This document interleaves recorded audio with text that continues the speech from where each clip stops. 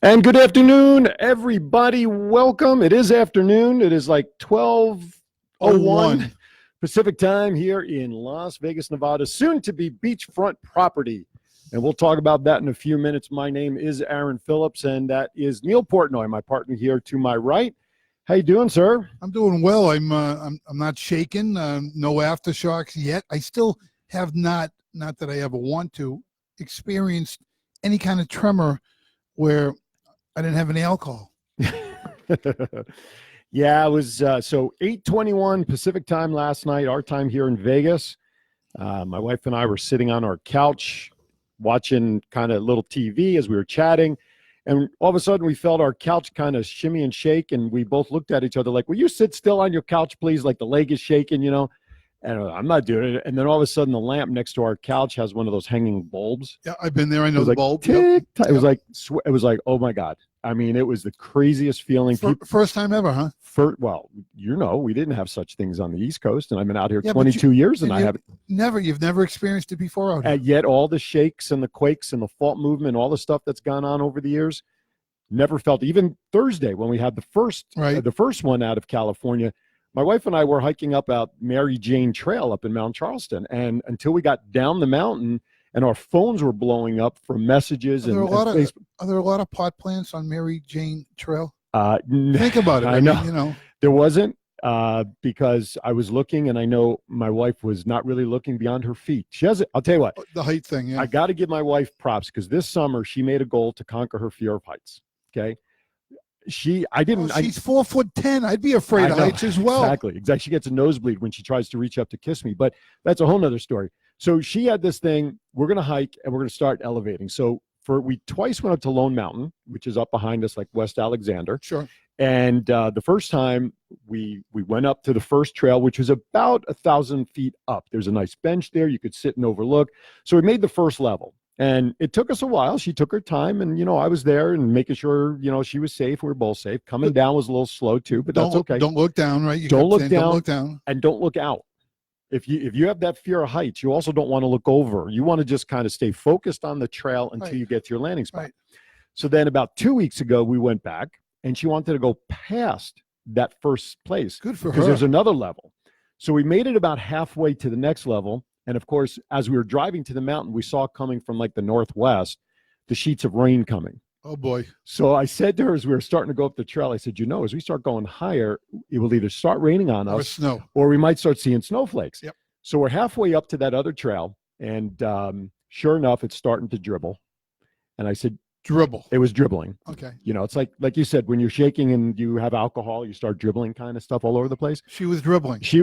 The sky was dribbling. The sky was dribbling. I get yes. it. I'm on the same page. The sky was dribbling. Yeah. I left my phone over there, so I can't even monitor the chat room because Facebook messed us up this morning.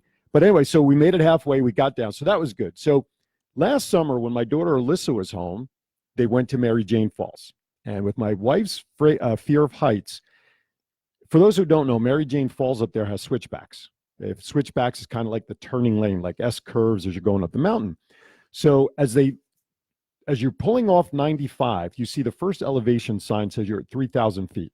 That's the first sign you see as you're pulling off of 95. I haven't been up there yet. Okay. So you know what street I'm talking about, right? Oh, by the way, our guest, Mary McEllhattan, I've been practicing it and I still stumbled, is sitting with us here in the guy. That's who I keep pointing at, by the way.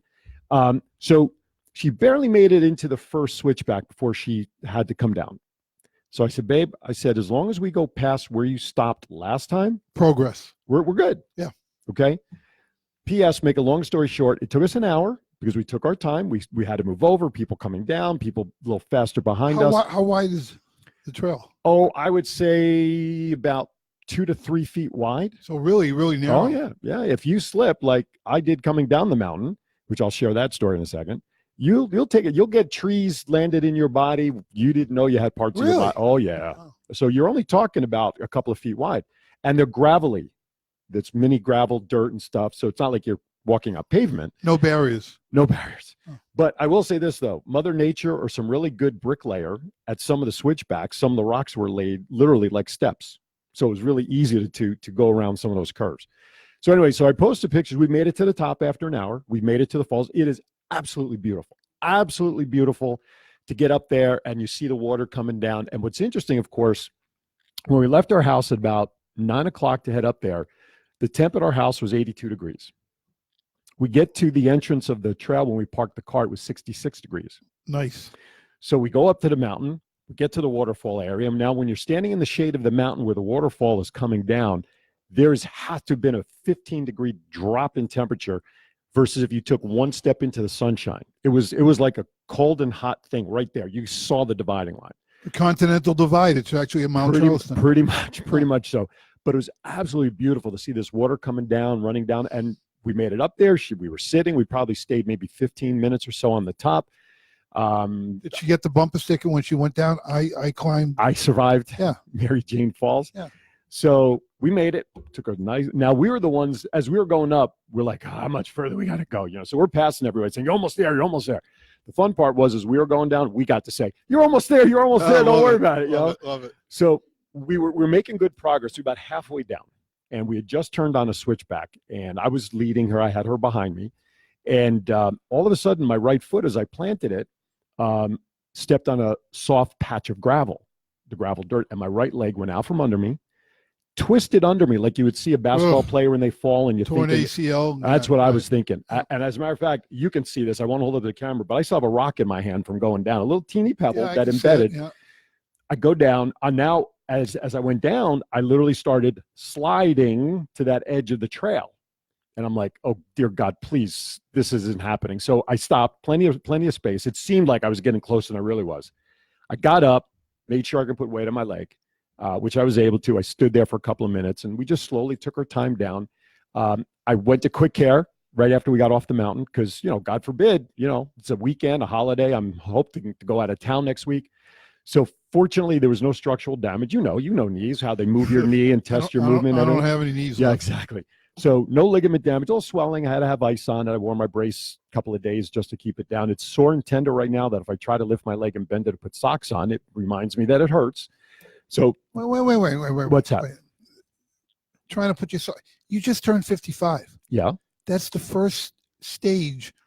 They make devices now to help you put your socks on. You may want to. I'm going to invest in one of those. Yes, but I wear the ankle ones, and I don't know if those will fit on the ankle ones. Because by the way, I checked a little while ago on Amazon.com, and for your wife, they make the horse blinders so you can't look to the sides. Yes.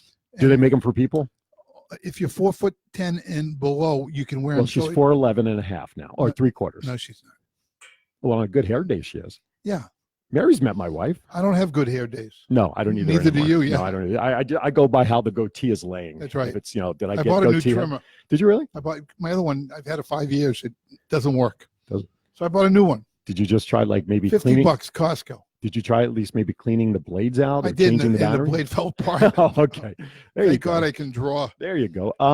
Where's my other cheat sheet here? I'm falling out of places. Probably by your phone where you left it over there. Mary, would you grab my phone right there? And then there's a small piece of paper. Maybe it's under that paper in there. No, it's not. Your old age is setting in on my partner. Boy, this is terrible. And I had it right. Oh, there it is. There it is. I got it on the floor by my feet. Okay. A couple of things I want to talk about. Obviously, we talked about the earthquake. And by the way, to everybody near the epicenter, hope everything is fine. Yep. And things go up. By the way, did you hear about the explosions up at UNR's campus the other day? Yep. Had nothing to do with the earthquakes. Right. Something happened in the building. Thank God it was lightly. Was it a gas explosion? They don't know. I watched the story today. They still are not sure what caused the mechanical issue in the building. No. Thank God it was off season, that the building was pretty empty of students, and there was 2 buildings that were affected. Yep. Only, and I say only with word and quotes, 10 people were injured, 2 of them firefighters, and they were all minor injuries. So thank God nobody got hurt fatally or more seriously, but that was crazy up there. I was watching the news reports this morning, and it was nuts. Anyway, so which it's kind of interesting. I'm going to talk about these things because this will be a funny segue to our guest to be coming on about her program called Permission Mission. And this past week, sadness amongst the sports world, because we've had some people pass away and have some things that happen to them that are young. And this is going to be an interesting segue for Mary to pick up on when we bring her on. First of all, yesterday, closer to you, Teddy Bruschi had another stroke, his second stroke.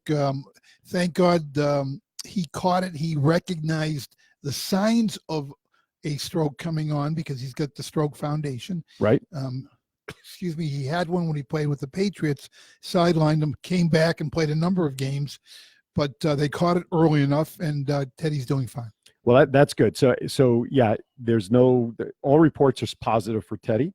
A couple of days ago, a defensive lineman for the Miami Dolphins was in a car accident. Lost his arm. Had to have his left arm amputated. His name is Kendrick Norton. And they just drafted him, I think, like a year or two ago. He's mid-20s maybe. Yeah, young kid, very promising career. You've heard me say it before, one moment in time changes everything. Right on. The organization will take care of him, will take care of his family. Right on. As they should do. But this is a young kid that's life has just changed. Right. Absolutely. It's one thing when Jason Pierre-Paul was silly enough to blow off a couple of fingers a few years ago while playing with fireworks and still being able to play football. However, doing a lineman's job without one appendage is not going to happen, and it's unfortunate. I hope the Dolphins find a place for him, though, within the organization. I think they will. Coach or, an advisor or something as it goes. Now, the one, though, that really started things off, I guess, early this week, I guess it was, Tyler Skaggs, yeah. 27-year-old pitcher from the Angels. Have they found out what they still haven't found out what happened? Not officially. Found unresponsive in his room. Right. And he was newly married. He was talking with his wife about planning family. Sure. I saw an article last night, but I was going to reshare it. And then as I read the article a little more, it was more speculation than it was. What was the speculation? That it was an opioid overdose. Who knows? Again, who knows? Who knows? But I didn't put a whole lot of stock into it because I don't know. When I hear things like that, I just kind of want to wait to see. Young guy, just got married. He's got life ahead of him. 27-year-old left-hander. Right. So again, our thoughts and prayers go out to both the Dolphin universe and the Angels universe. It was a good move on them to not play that night when the announcement came out, and the Rangers, God bless them, were right there in their corner. All the players know the players. Oh yeah. You came up through the system. You played AAU ball. You played high school, college ball. They may be competitors on the field, but off the field, everybody knows everybody. So it didn't just affect the Angels. It affected Major League Baseball. Absolutely. I think every team pretty much put his number up on the screen for a moment of silence. Yep. The Angels had his jersey hanging in the dugout in Texas. So again, another young player. And here's the youngest one. This broke in the news yesterday. 21-year-old junior linebacker from the University of Hawaii, Cheyenne Sanatoa, passed away yesterday, and they're determining why. 21 years old. They don't know why. Not yet. He was a junior linebacker for the University of Hawaii. They haven't come up with cause yet. But yeah, so we've got from 21, and here's the one on the far end who passed away this week. I want to say he was 90 when I saw it. If I look at you and I do this, a face coming through some bushes, and he turns to the camera and says, "Very interesting." From the TV. Artie Shaw. Artie is correct. Shaw is not. He's the band leader. Artie Johnson. Johnson. Good guess. Artie Johnson passed away this week. Who's Artie Shaw? Isn't he a musician? I believe he was a musician. Okay, I got half of it right. That's why I said you get half credit. Right. I'll give you half credit for that. Just stopped at Artie. That's right. Hey, Artie. So again, I think a comic that was very underappreciated in a lot of ways. But he always got bit parts in comedy things and whatnot. Yep. But nonetheless, so we've really gone the gamut. We've gone from 21-year-old college student who lost his life.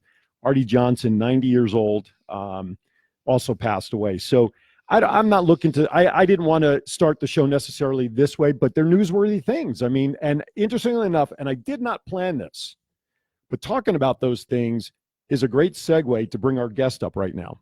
So at this time, I'd like to introduce our guest. She is a public speaker, among other things, a friend of ours, and she is a public speaker, and her program is called Permission Mission.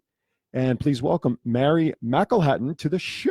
Yay! Mary, hold the mic right up to you. Yeah, hold it right up like a lollipop. Right up like a there lollipop. You go. You All got right. it. Welcome to Twin Brothers from Different Mothers.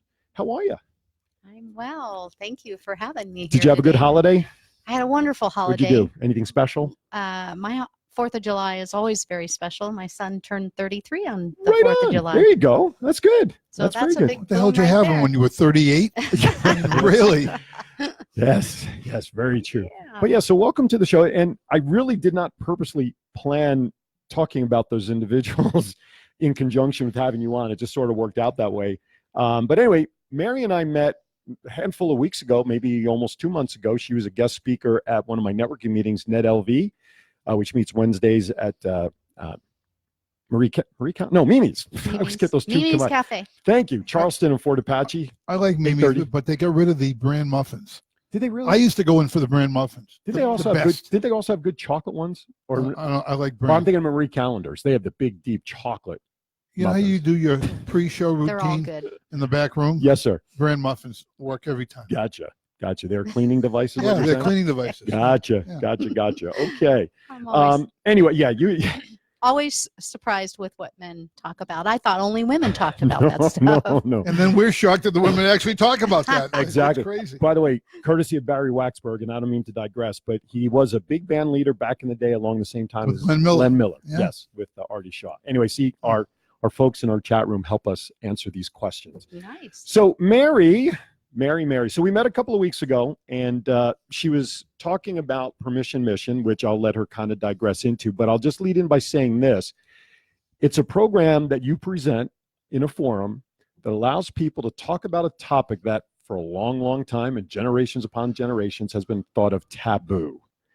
So I'm just going to leave it there. What I'd like you to do, if you don't mind, just tell our audience a little bit about yourself, where you're from, and then kind of let's hear about a little bit of an introduction into Permission Mission. Okay. Well, I'm Mary McEllhattan. I am 10 of 11 children in my family. Did your parents ever get up for breakfast? 10 of 11 kids? 10 of 11 Are children. you Irish? We are Irish. That explains it all. There you go. Lots of parties, lots of fun. And grew up back in Illinois, little small town, and just had big dreams. You know, I've been, in my family, I am named Mary Margaret Motormouth. So Triple I M. have been the why girl my whole life, you know, asking how to, you know, why is the corn so tall, the stalks, you know, why are the pigs squealing, you know, what's going on? I was just that gal who always had questions, and I'm sure I drove my parents nuts. However, it's really served me well to be that person. Youngest in the group, or are you in the middle somewhere? 10 of 11. So I'm number 10. Okay. Down at the bottom. Okay. The low end of the poll. The most responsible, to be honest. Here's why. Because I thought, why am I the one more responsible than the older ones? Yep. Well, because I sat and watched what not to do. That was the gift. There you go. That's right. That's why I'm my like, sister they got doesn't. caught. I'm not doing that. That's why my sister never got in trouble after I moved out of the house and went to college. She's 12 years younger than me. Now it makes sense. Now I understand why. Yeah. How many boys? How many girls? 7 girls, 4 boys. Oh boy. So the 4 boys protected the rest of the family. Yeah, they did.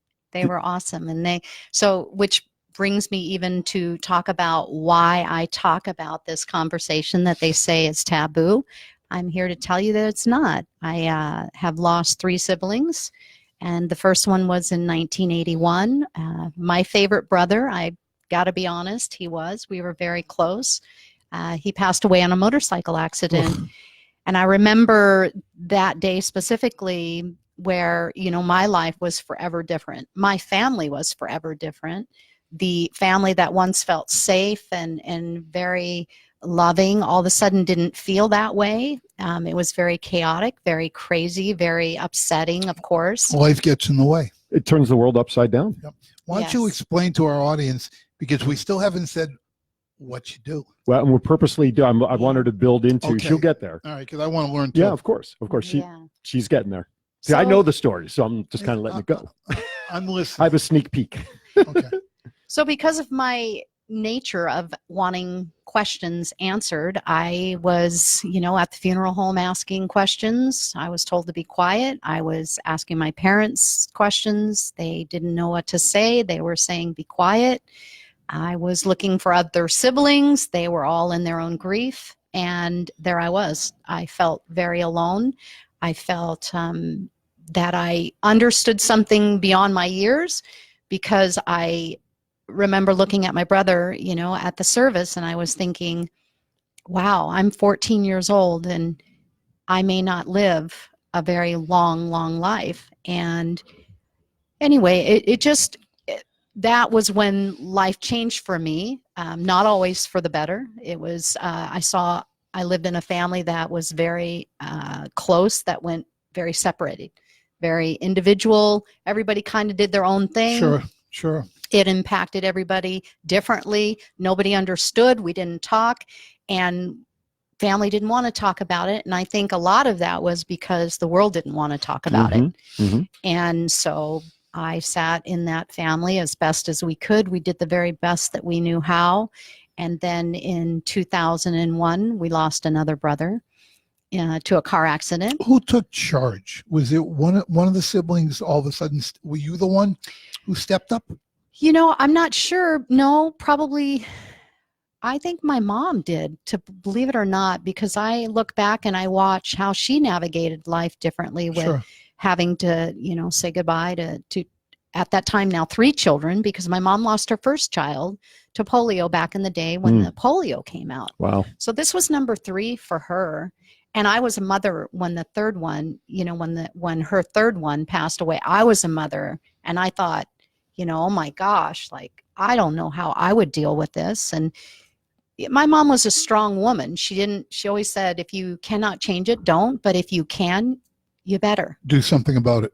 And this is what is doing something about it, is saying, open up, talk to your family, because you never know if someone will not come home.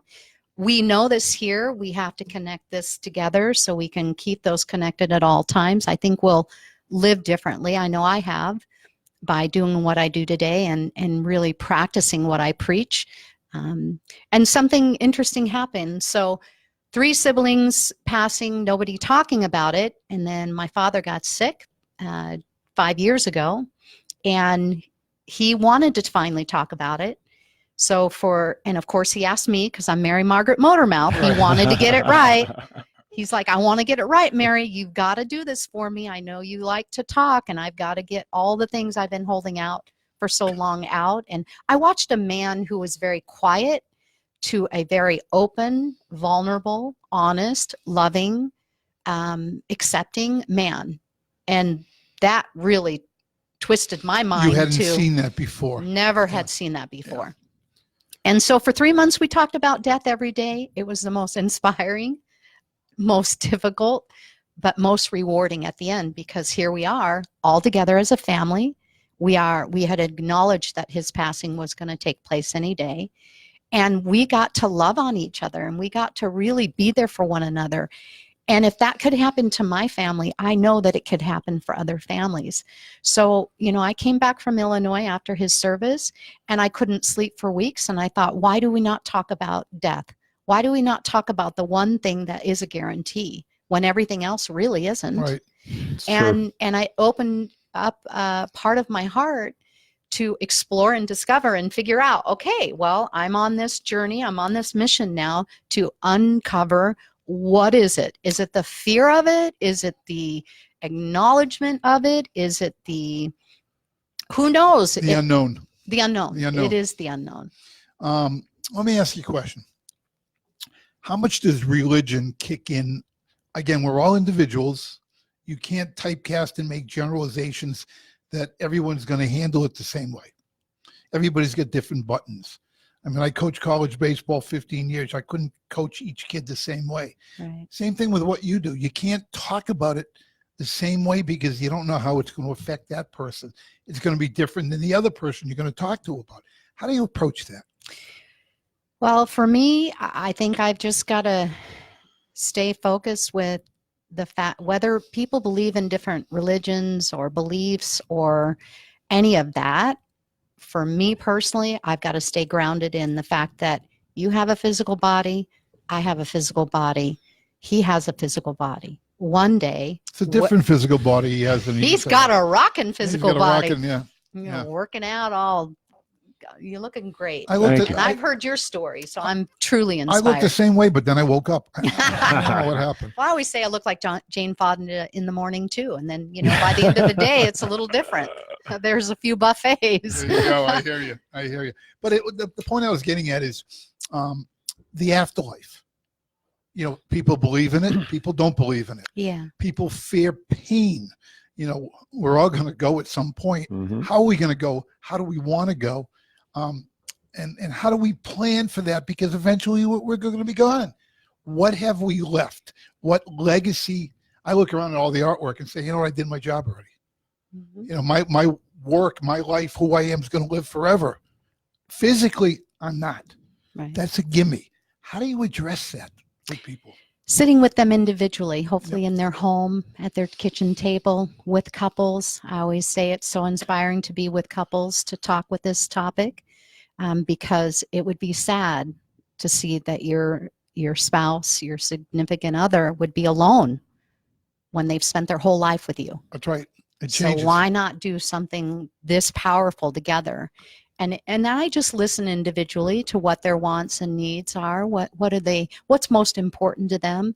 Considering for a few minutes that they will not be there physically. So what do you think the family would need? How would the family feel when they show up to your service? Do you have messages? Do you have, because my father had messages for his kids, grandkids, great-grandkids. And how much pain is that going to bring to read it to some people and no pain to the other person reading it? It's going to affect people differently. How do you break that down? I just did the celebration of life Right. last week for Paul Lofgren, Yeah. and I was asked to sort of, I hate to say host or MC at this thing, but I was asked to kind of keep it going. And I was the first speaker. I was kind of keeping everybody going. And Paul was a great man. I mean, always had a smile on his face. You know, his smile was the window to his soul. Most of the time it's eyes. Sure. And just starting to read mine, all of a sudden my emotions took over in the middle of doing something like that. And that doesn't happen to me. It's only the second, celebration I've ever been part of like this. And to me, that's an honor when you're asked to do that. The emotion, sort of what Mary was just talking about, is it's different for everybody. It goes from anger, it goes to acceptance, it goes to non-acceptance. And eventually, I guess you kind of have to say at some point, it is what it is. And when do you let go? When do you stop saying she's going to walk through the door? Listen, my mom come November will be gone 19 years. I still want to pick up the phone and call her. I still want to tell her what's going on. I still want to just have that essence. And interestingly enough, going back to the hike the other day, my mom's favorite insect was a monarch butterfly. Mm. What do you think passed Eileen and I going up the trail 3 times? Oh, yeah. Okay. No So coincidences. My mom's been gone Yeah. 52 years. Yeah. Wow. I was 14. So very, very. And you listen, we're at different stages of growth in our life. How did it affect me? I'm a very emotional person. You look at it and be angry. That's an emotion you feel. You could be reaching out for any attention that you are no longer going to get from your mother. You weren't brought up with all of the vacations, the family are you envious of others' situations? It affects everyone differently. Mm. And I'll hear from people, your mom would be so proud. I wrote that poem. Yes. Yep. When it finally got put to music when I was 14, and it's a great song by the great Bill Fain, put it to music for me. I cried when I heard it first time. It's been 52 years. Do I remember anything back then? No. So, I get back to, how do you prepare for that? Before you answer that question, I want to do a reset because we have a lot of people jumping in, Sure. and I want to recognize some folks. Good morning, good afternoon, everybody out there watching. Twin Brothers from Different Mothers come to you live from Portnoy Gallery right here in the heart of Las Vegas, Nevada. Beautiful day here in town. We're recovering from the big quake last night. But joining us today, our topic is Permission Mission, and sitting between Neil and I is Mary McEllhattan. She is a public speaker. She runs a seminar, talks about Permission Mission is the title, and if you haven't gathered through what we've been talking about thus far, folks, it's talking about that it's okay to talk about death in the family, how to prepare for it, how to get ready for it, and how to cope with it.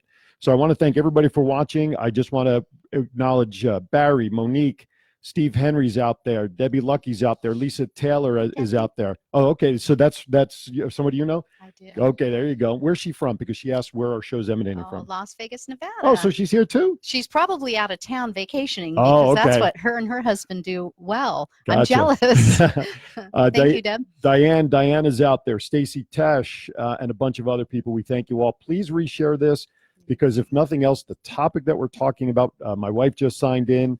So she's now watching. Please reshare the video because the message you're hearing and the reasons behind it are very, very worth sharing and getting to feel comfortable with such what many people believe is a taboo topic. Okay.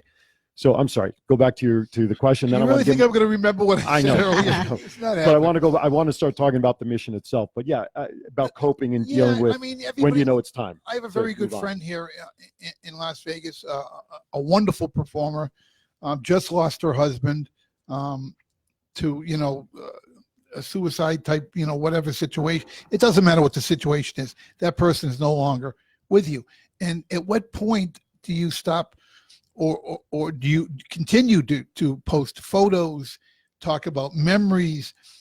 Are you medicating yourself to a degree? I mean, how do we talk about the emotional medication, which we all will go through at that point to get that individual to the point where they're calm? Where the river isn't moving anymore, where they can finally say, okay, I'll take the left-hand turn, the right-hand turn. I'll get to the point of moving on. How do you move on? One day at a time, one step at a time, 1 hour at a time. The biggest way, though, is to allow this topic to be okay. We need to bring it into the schools because here's the reality. We are losing way more people unnaturally than we are naturally anymore. Yeah. So when I look at that and I look at that kind of result, I can see how far we've come from reality of death. How many years you've been doing it? Almost 6 years. I want to just share some of the comments that are popping in now. Because that's why, folks, you see me with my head down because I'm monitoring the chat room that you all are in right now. Monique is out there. We talked about emotions, and her answer was sadness, anger, acceptance. Barry, because he is part of my tribe, we still go to the cemetery, Jewish tradition. When you go visit somebody in the cemetery, you put a rock on the headstone to signify to let them know you were there. Just like he said, we still go to the cemetery and talk to the headstone. When I go visit my mom back east, I'm there. My mom, my grandparents, I do the same thing. Steve Henry talks about, yes, the pain is often felt. Rest assured, it's all about your relationship with God, the Most High. We must follow his instructions that is found in the Bible, his holy word. Monique, again, you can physically prepare for it, but never mentally. You just get used to it. Some people don't really know God like they think. And so those are some of the comments that are coming in. That's the religion part that I brought up earlier. Some people, we all need a crutch. We all have crutches. They may not be physical, like in some situations when you fall down a mountain. Right. Never mind. Let me tell you, find God really quickly when you're thinking you're falling down a mountain, okay? But the point of, I'm getting at is we cope differently. People cope differently. I bury myself in my work. Mm-hmm. A lot of people do that. They get closer to family. All of a sudden, you were talking earlier about your dad, how you saw a different side of him. Mm-hmm. Maybe it was time that block, because it's a block, was there that was released. And you get to know people and ask questions. What would you like? How would you like to prepare for this? Is there anything you'd like to do? Something you've held back you want to share? How would you like us to pass on your legacy? All of these questions are going to come in. Mm-hmm. I mean, I'm sure that's all part of how you speak and what you talk to people about. Aaron, you're going to say something. No, I was just going to say, having sat with Mary, my wife and I sat with Mary about a week and a half ago, and all the things that you just brought up as questions is exactly what she helps you get through to be able to start the plan or start thinking about these things. The process. It's a process. It's a process. Life is a process. Absolutely. When did we get old? It's a process. What is old? It's a what number. What is old? Listen. Age is only a number. If your heart is good and your mind is good, look, your body's going to fall apart. Yeah. But keep the mind fresh and stay active. Correct. Stay active. Keep this going. Keep this going. Keep the body going. When it comes to death, it's been proven whether you're extremely healthy or not, whether you're young or old, whether you're believe or don't believe, we're all going to have our day. And that's what I learned from my dad. Sure. And he Sure. was actually my stepfather. Mm-hmm. Just so you guys know, I had his dying wish was for me to meet my real, get more closer to my real father, which I did. And he just passed in June of last year. So the interesting thing through this whole topic of death Mm-hmm. is that, number one, you cannot do it wrong. You cannot There grieve. is no right. There is no wrong. There's no wrong way to do it. The right way, though, is to bring it up in every home, at every dinner table discussion with couples, to their children, to their grandchildren, so it'll pass to our great-grandchildren and our generations behind us, because somewhere along the line it went absent, and it's hurting us more than it is helping us, because there are those family discussions over the dinner table. Over the dinner Where table. is that gone? Well, there are none for the most part, and I'm guilty. I am guilty. I do my best. How old are the kids? I have 5 children. Oh my God! 33 Keep that to Irish thing 12. going. Good. 33 to 12. 33 to 12, and they're my 12-year-old is more accepting with the conversation than my 33-year-old. Again, I've got work to do. My grandchildren, I know, will grow up with this conversation being okay, Mm-hmm. because it's how I set the example.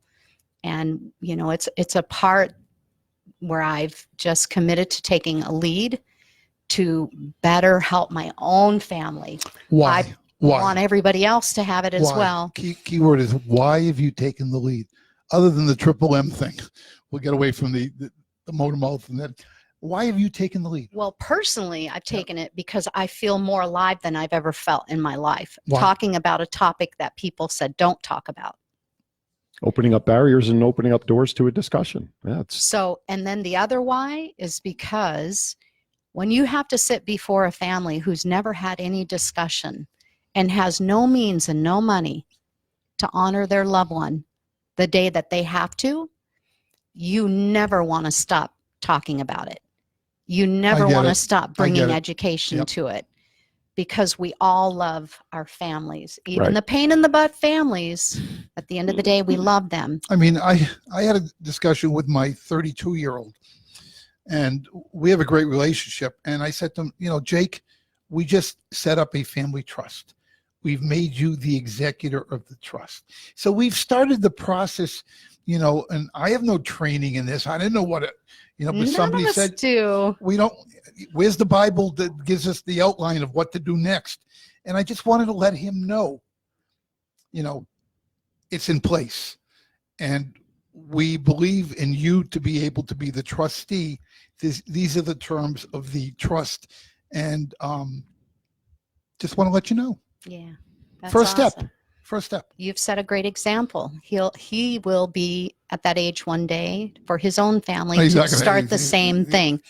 If he has a family, if he doesn't. Hey, my husband married me with 4 kids. Okay, 15 years ago. Instant family. And There you go. I bet he didn't think he was going to get 4. I want to make a segue. By the way, I want to give a shout out to Murphy Rasmussen. Murphy is an individual who a year ago approached Eileen and I about our weight loss. And we coached her through the surgeries and afterwards and everything. But she just joined us. Her first comment, which is quite interesting, she's feeling old but active. She's roughly my age, give or take. And she was just thinking about this topic this morning, what we're talking about, just came to her. So now she heard you mention the triple M's. So she's asking for clarification. So please tell her what the triple M's are. Oh, Mary Margaret Motormouth. Right. Mary Margaret Motormouth. Yes. And then I got a 4th, Mcelhattan. So now there I'm you a go. 4M. Wow. Okay. What I want to do, because believe it or not, we're only about 20 minutes left. I want to change gears a little bit. Let's get specific about your mission, permission mission. Give us the foundation of that, how people can learn more about, even talk about that.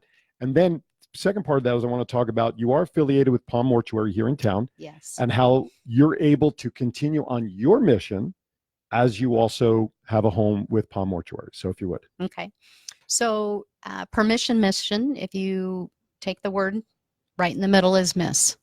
So that's what it is. Mm-hmm. We are able to miss our loved ones, and we can do that in a healthy way. That's the goal of Permission Mission, is to allow our young mothers, our grandfathers, our moms, our brothers, our sisters, to be able to know that when we lose somebody we love, we can miss them. Mm-hmm. And there's just a healthier way by opening up the discussion that taking away these myths. These myths are what need to be dissolved. The myth of saying that children outlive your kids or your parents, you know, or whichever way it's said. Children outlive their parents or parents outlive their children. Right. I've heard it both ways. Both ways. It's a myth. Let me ask you, really outside the box thinking. Would you advise, excuse me, or is it a good idea at an early age of starting a family that you get a family pet? To get a family pet? And then Sure. I might be going that way because at some point you're going to experience losing a family member. Mm-hmm. And you learn to say this is, and you can start getting into the conversation. I've had a number of dogs my whole life, and I've lost a lot of them.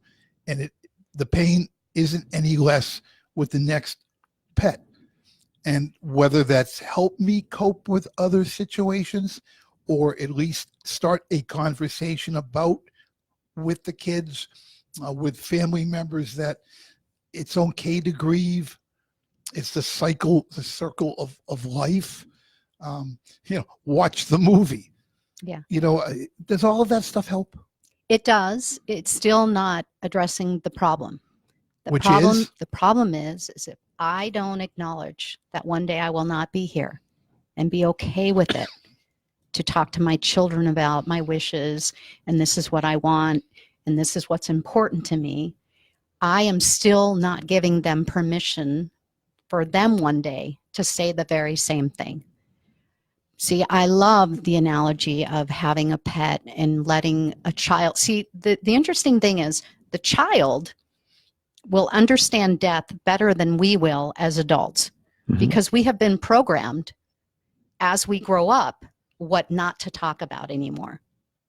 See, a child, if they could not have our feedback or our way of saying it should be this way or it should be that way, I think the children will teach us better about this thing called death.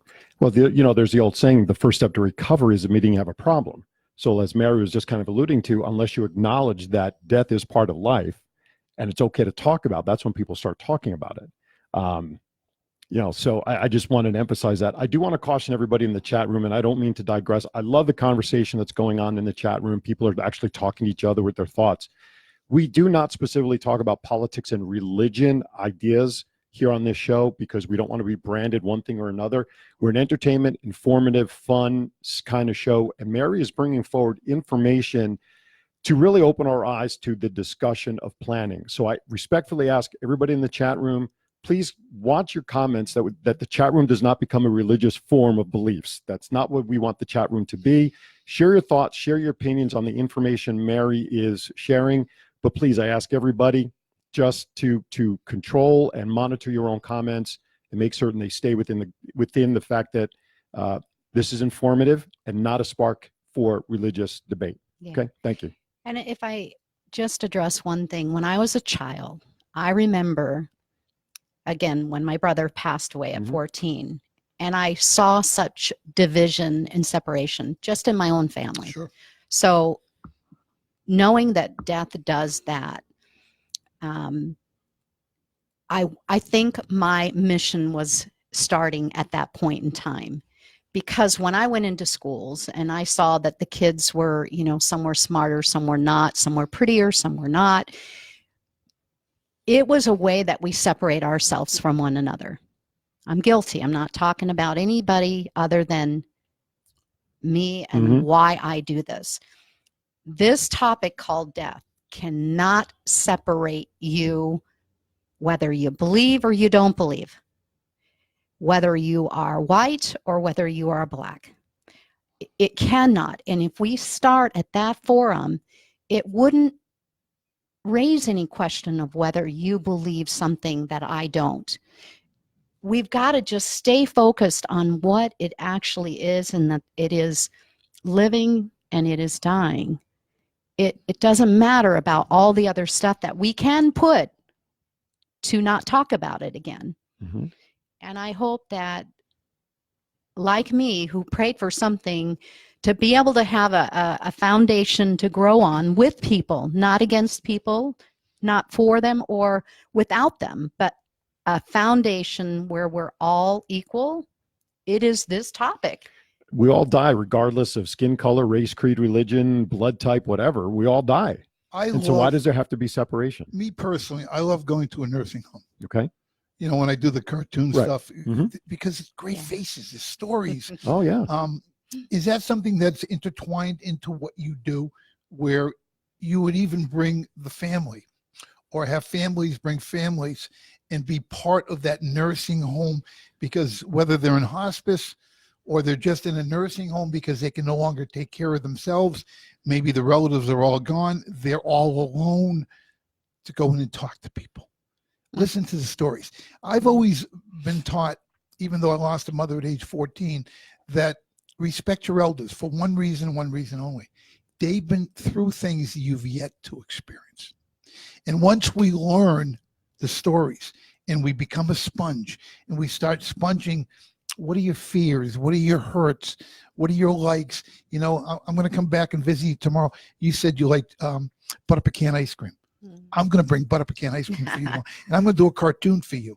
And to leave and see the smile on that person's face. You know what? We don't know how much time they've got left physically on this planet. And I know I have a lot of cousins that are Hasidic Jews. You know, I'm not a religious person, even though I'm Jewish, but they're extremely religious. And they said to me once, you know, your body may leave, but your soul never goes anywhere. Your soul is still here. So, you know, the butterfly thing, who knows? I don't know. I told you the story when we met about the butterfly in my mom's casket, didn't I? Yes, you did. When my mom was going down into the hole, Yeah. again, my mom loved monarch butterflies. Right. A monarch butterfly landed dead center. It never came out. Even with the dirt point, the butterfly never came out. We don't know. No, we don't. What's on the other side? Is there another side? It starts raising these great questions. They're great questions. And that's why I am so excited to open this up and let people grieve openly, not in dark rooms. Well, you say the word grieve, and yeah, if I may correct you on that, yeah. I don't look at it as grieving. I look at it very simply. It's a celebration. Let's celebrate what this person did, what they had while they were. Look what they left. Look at who they influenced. But I think the sad part comes in is for those who are left behind, have a hole now in their heart and have a hole in their lives that they're trying to fill. They can deal with the emotion and the disappointment of the person passing away. An emptiness rather than a hole. Yeah, an emptiness. Okay, you know, an emptiness, and I think that's where yes, so and so person was a great person. They did this, and this, and we celebrate that. But at the same token, for the immediate family, you can't call your mom anymore. I can't call my mom and my grandparents anymore. That's where the emptiness comes in my mind. I agree for with me you. At least. And the emptiness to me would be like, I can't go to a ball game with my dad anymore. Right. But I'm going to remember what my dad said to me absolutely. when we were there, Mhm. and I'm going to pass that on because that's what he'd want me to do. Well, what's the first story I share about my experience with wrestling? My first experience watching a pro wrestling event was my dad took me to Madison Square Garden at 12 years old. Yeah. I'll tell that story till my time is done, Sure. sharing my passion for And that. it brings joy to him Absolutely. that you're telling the story. Absolutely. And that's, I'm sure, what you talk about, that this is a whole story. This is our life. Right. You know, and how do we want to spend those 70, 80, 90? Listen, we're in 100. 100, right? 100 Right. now. Much. I just longer want to lives. be mind and body at 100, Mhm. where I'm not on every form of medication to keep me alive. Don't keep me alive. Let me get to my next chapter. Right. This is a great book. I want to see how it ends. I want to see how it That's ends. right. All right, we have about 10 minutes left. I want to get more. If you have another point, please share it. But I want to get more specific about the mission. Who attends? What have you learned? What do people talk about? I want to talk specifically about this, and more importantly, like resharing this show. How can people get more involved with helping the mission grow and succeed? Okay. So Permission Mission, I put on an event at least once a year where I will invite family members who've lost somebody very close to them at least a year or more. Mm-hmm. We gather in an open setting, very bright room with balloons with their loved ones' names on them. And we simply open up the conversation of who this person was to you, what was their name, what did they mean to you. And this means the world to somebody who is still struggling, Mm-hmm. who is still, because again, we're not in a world to help anybody, because we don't even accept the conversation being a good one. It's a backroom conversation. Yeah. And my mom, I watched her attempt to live in a world alone. People didn't want to talk to my mom, who buried her 3 children. They didn't want to. And What did she want? And I understand. What did she want? My mom didn't know what she wanted. She didn't know what she needed. It's because there's no education to it. We will educate ourselves to death. What would you tell mom? Let's say you walked into the room in that situation, understanding what you know now. She didn't want to talk to anybody. What would you say to her? What would you say to her now? I would accept that would be okay. And I would apologize to my mom. I would apologize to my mom for not letting her just feel how she needed to feel, but also talk about her children who have passed, because it goes both ways. It wasn't just her. It went both ways. Mm-hmm. Yep. And because no one ever gave me permission to, no one ever goes around and says, hey, look, Aaron, one day you're going to go and I give you permission. Would you give me the same? People don't talk like that because we are not educated to. Right. And so for my mom, who, by the way, did call me up and say, I'm ready to talk about Sheila. It had been 62 years since my mom's first baby died. 62 years. So I and my other sister flew out there to be with her because she said, I want you to be in my own home. What did you learn from that conversation? Oh my it had to be gosh. unbelievable. I wished it could have been videoed so that people could understand how freeing. My mother looked like a different woman after she shared Sheila's story. My mother looked like a mom again who loved her children, even the ones that passed. She needed to do this. Oh my gosh, it was so beautiful. And she was as calm because she was ready. And when I asked her, this is how permission name came about. When it was all said and done the next day, I said, Mom, why now all these years later? And what was her answer? Mary, because you gave me permission to. That's where permission is from.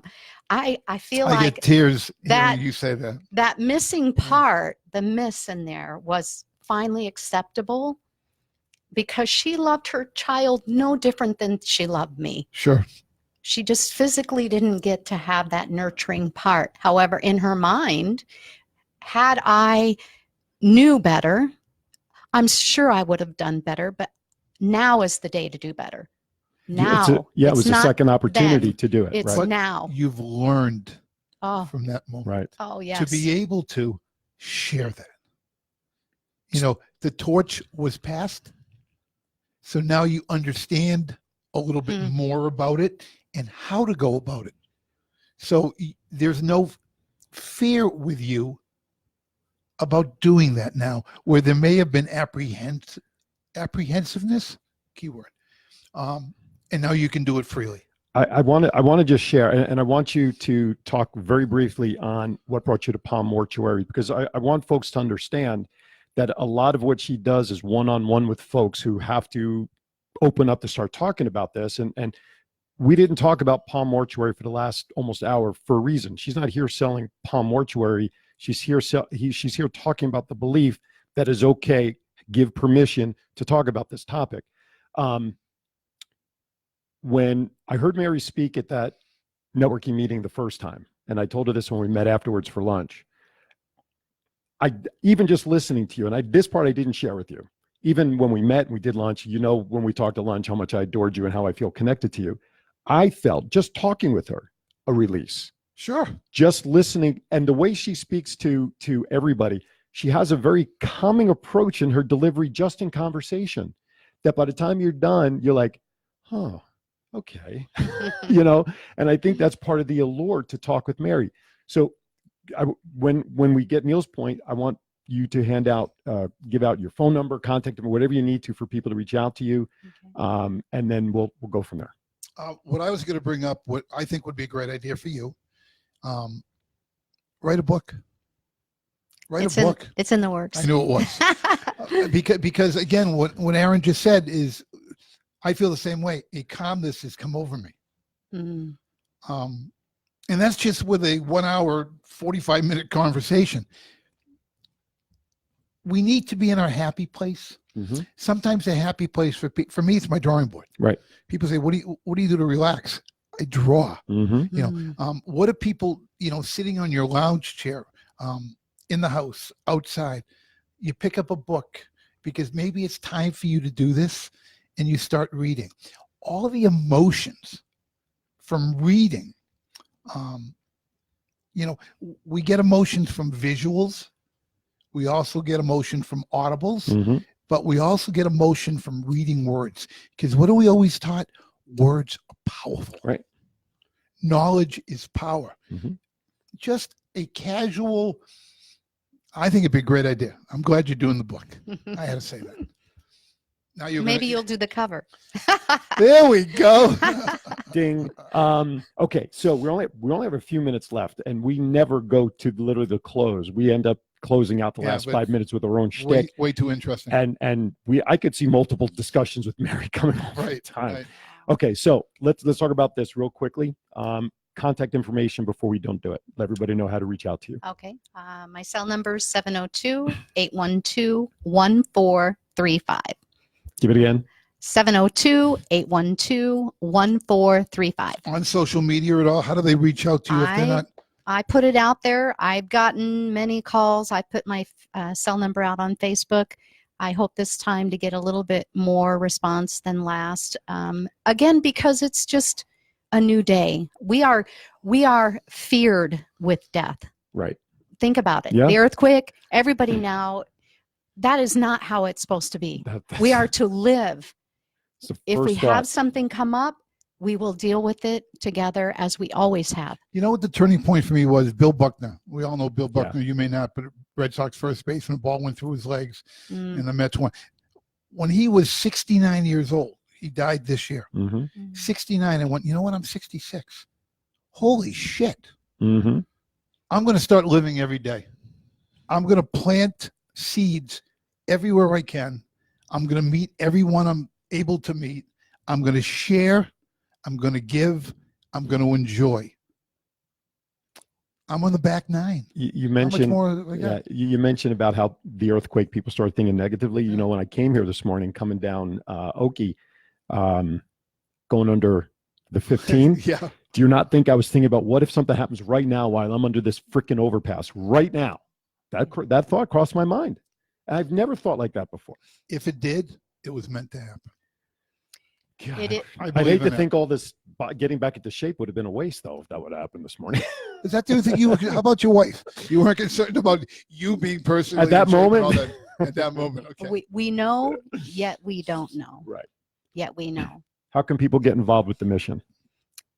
When you hear about a mission event, reach out to that person you know who is still wanting to talk out loud, but has been shut down to talk about their person that they loved very much, whose life is still very much alive through whether it's a day, because I've seen services for a child who is just a couple days to a person who is 82.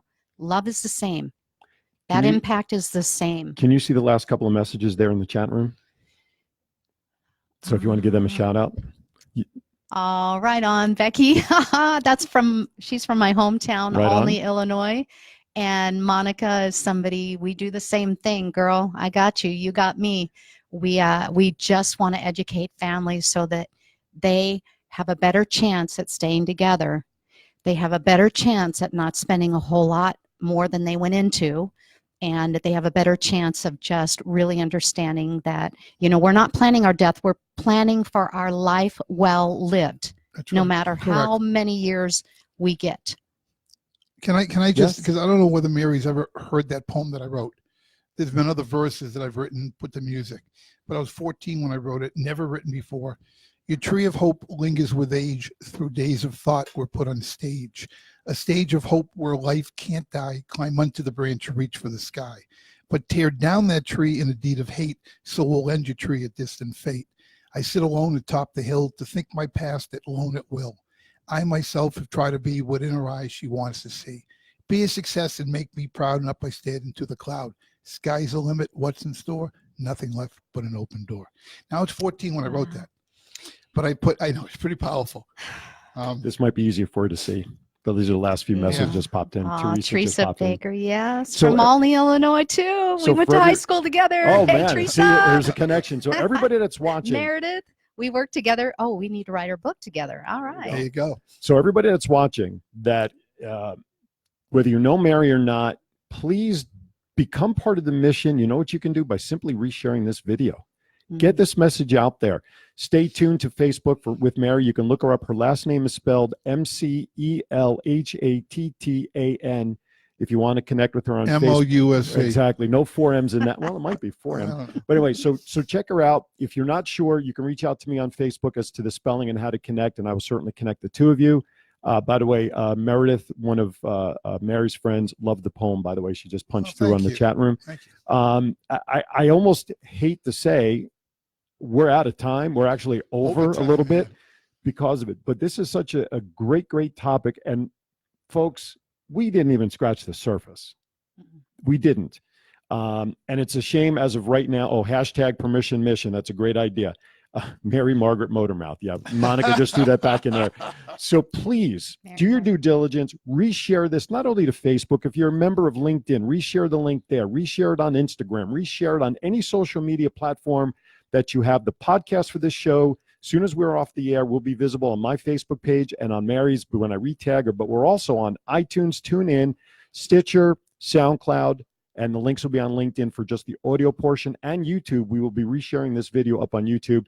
Twin Brothers from Different Mothers is the names of all of our pages. You'll find us at your leisure at the sites you love to watch podcasts, and reshare it. I think once we see the response that we've already gotten today from people, that we have Mary back on the show to continue this, because it's a great topic.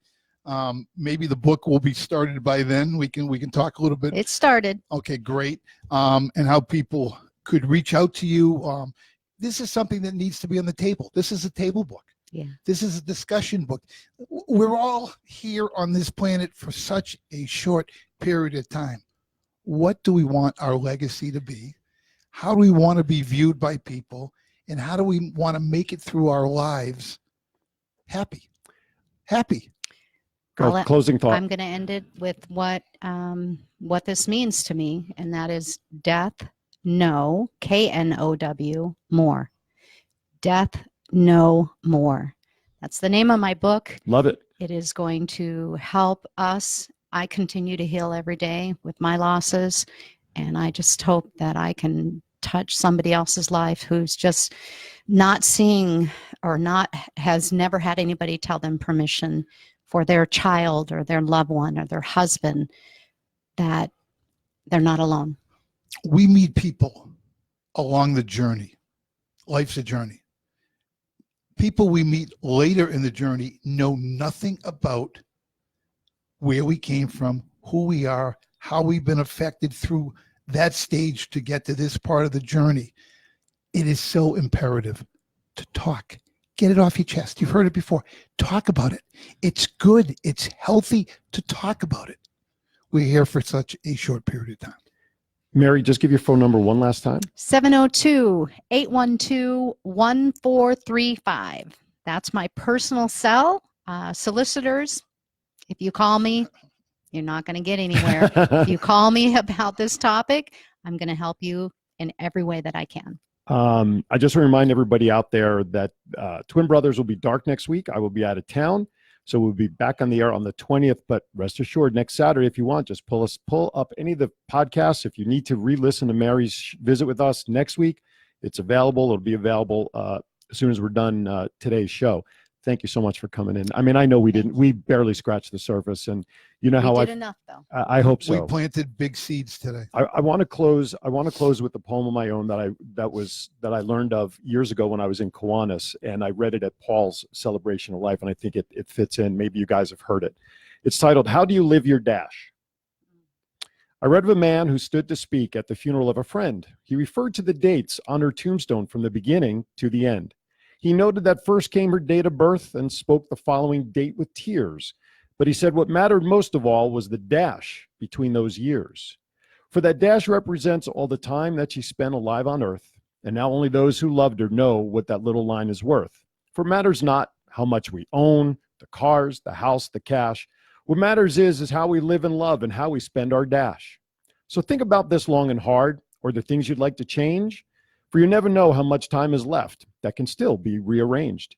If you could just slow down enough to consider what's true and real, and always try to understand the way other people feel, and be less quick to anger and show appreciation more, and love the people in our lives like we've never loved them before. If we treat each other with respect and more often wear a smile, remembering that this is a special dash, might only last a little while. So when your eulogy's being read with your life's actions to rehash, would you be proud of the things they say about how you spent your dash? From all of us here at Twin Brothers from Different Mothers, thank you all for watching. Thank you all for your comments. We'll see you live back here on the 20th. For Neil Portnoy, for Mary McEllhattan, I'm Aaron Phillips. Please remember to kiss your loved ones tonight, and make sure you do it every day, and think of the future, whatever your future holds. See you in a couple of weeks, folks. Have a great time. Be healthy.